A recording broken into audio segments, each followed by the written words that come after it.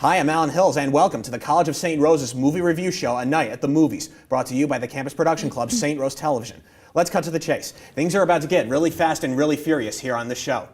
I'm going to try a little something different this time as opposed to a movie review and do a little pre-release discussion of an upcoming blockbuster with a special guest. The upcoming blockbuster is Fast and Furious presents Hobbs and Shaw. This movie will be the very first spin-off of the series in which Dwayne Johnson's Luke Hobbs and Jason Statham's Deckard Shaw will have to team up once again to stop a global threat. While this movie does display a slight repetition in some themes, it still looks like it's going to be a whole lot of fun, judging from the first trailer. And that's why I wanted to do this episode, to help encourage all of you viewers that even though this might seem a little repetitive, basically, you should still go see it because it's going to be really fun, and it only shows that the makers of Fast and Furious will not be slamming on the brakes anytime soon.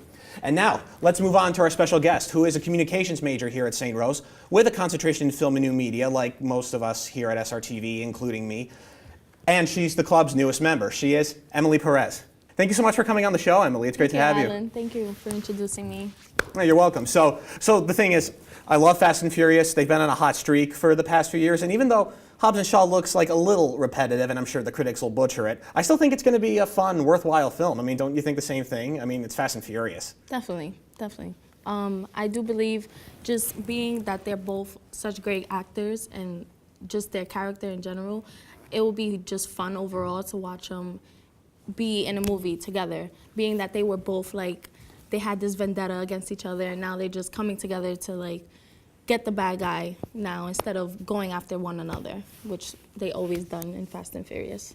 Yeah, I was surprised they did it in the 8th one too, The Fate of the Furious, and they only had like 2 minutes in one scene of positive chemistry without arguing, and that's the moment where you realize, okay, this could actually work. These two stars actually have some good chemistry in it, and it looks like they're not gonna get along in this new film, but still, that's gonna be the fun of it, and these two actors work together very well. And I love that The Rock's a part of the series, and the fact that they brought Jason Statham along. I mean, he's right where he belongs. He always does these kinds of films, more R-rated. His track record is more R-rated than Fast and Furious, if that sounds even possible, but yeah, I love the fact that they brought him along, and their chemistry does work very well.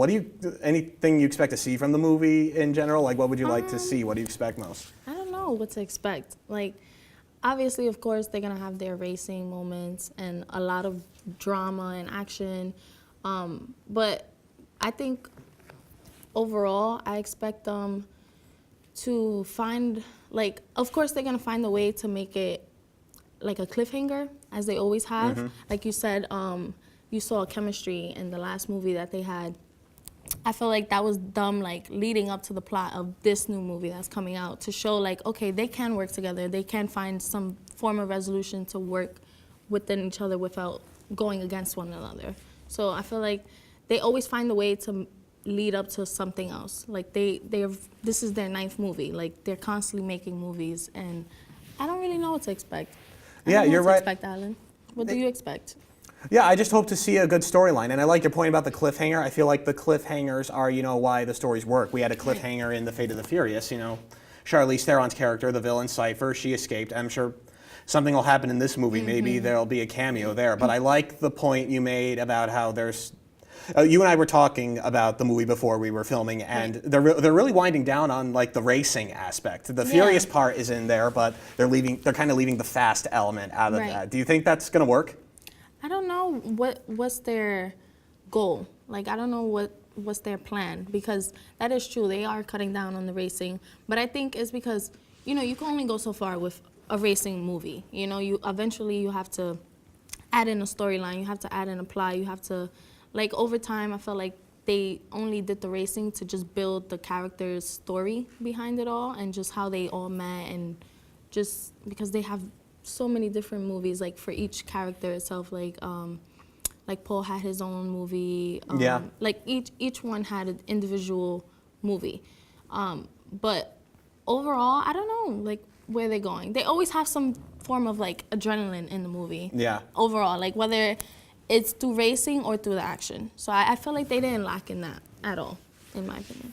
Yeah, even though they're winding down the racing, there's still that adrenaline in this new movie coming up. And yeah, the car chasing, I think, does get a little old. I mean, they've already dropped them out of buildings and dropped them out of thin air. There is only so much you can do. So maybe the 9th, not Hobbs and Shaw, the one coming out this summer, the 9th should definitely be their last, but Right. yeah, I don't know. The Rock's not even going to be in that because he and Vin Diesel had some kind of feud. And now The Rock had a feud with like Tyrese Gibson as well. Wait, what's this feud about? I haven't heard about this. I've done so much research and I can't find anything about it. My opinion is that it's an argument whoever has the biggest muscles, I think. Oh, that's God. my Dwayne opinion. Johnson wins. I'm saying he Totally, wins. yeah. But I did read something in the news. It's funny that the media is blowing it out of proportion and that we're the best of friends, but who knows? If he's not in the 9th one, something bad must have gone down. But Yeah, that's But- interesting. I didn't know that. But yeah, so Hobbs and Shaw, they have to find another powerful cyber terrorist again. Idris Elba is a half man and a half. Oh, actually, no, he's not man, half machine. He has AI elements as he's this cyber terrorist. So, once again, you guys are gonna have to work together to fight him. We need you guys to do this. So that's Yeah, they saying that he's a ghost in the like in the trailer. Like they said he's pretty much a ghost. They're fighting a ghost, which Yeah, is interesting. Yeah, Like, Like I don't know if I don't know if he's an actual ghost, but he's more like a ghost in the sense that he's so good at hiding that you can't find him. But yeah, Fast and Furious, they're so dramatic that they can make anything work. Right. Like the Fast and Furious 6 trailer, they just show a shot of Letty and they just do a voiceover. Do you believe in ghosts? And like you're so scared. They're so.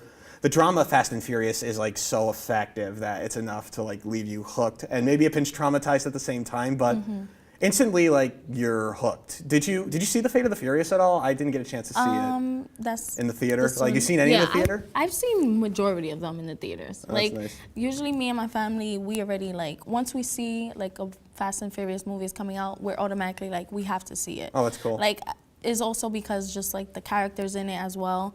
Like we already attached to them just from other movies and just from the series itself. Eventually over time, you get attached to these characters, so you feel like you have to see it just because these characters are in the movie. So like I've seen majority of them in the movies with like my family. That's usually our thing. Like I'm pretty sure we're gonna go see this new one. Yeah, I'm sure you will. Yeah, Yeah. it's gonna be pretty awesome. But yeah, do you like have a favorite one by chance? Like, what do you think is the like the most enjoyable one? Like personally, from like a critic's or like a filmmaker's point of view, I think Fast and Furious 6 had the coolest plot for some reason because The Rock asks them for their help and he'll pardon them. And that's why I think it was kind of like a creative storyline. Which I don't know. Which one like do I you love enjoy? them all, like Yeah. individually for different reasons, like. Yeah. And it's so hard to keep up with them. Like I can't remember like half of them sometimes. Yeah, Unless, I had trouble at first keeping up with them because the titles are like so not creative in a sense, but they just use so many variations. Right. Like the first one is called The Fast and the Furious, where the fourth one, the big cast reunion, is called Fast and Furious. And the like Tokyo it's Drift like and- it's so confusing. I remember a couple of years ago, I think it was summer 2016, they had a 15th anniversary screening at my local theater, the first one, and I just went to see it because I hadn't seen it before and I just had to watch it. But yeah, overall it's a pretty fun series. So really you think Hobbs and Shaw is going to work? I do. I believe they're gonna work out. I think they're gonna make this really interesting and fun to watch because, for older women, like mainly my mother, she's obsessed with Dwayne Johnson. Like she's had posters of him behind her door, and like I call him my dad. Like not in, like obviously not for real, but Yeah. like I look up to him as a father figure. So like just wanting to go see that, and like I feel like for older women, just them two playing in a movie together, like majority of the people would go watch it just because of how good they look or appealing it is to watch them. Yeah, no, I can't wait to see it either. I think it's going to be a pretty fun movie. Unfortunately, that is all the time we have. Emily, thank you again for coming on. It's been so much fun. Thank you for having me. You're welcome. Fast and Furious presents Hobbs and Shaw hits theaters August 2nd. So in the meantime, be sure to live life 1/4 mile at a time. I'm Alan Hills, and this has been A Night at the Movies. Thank you for watching, and see you next week.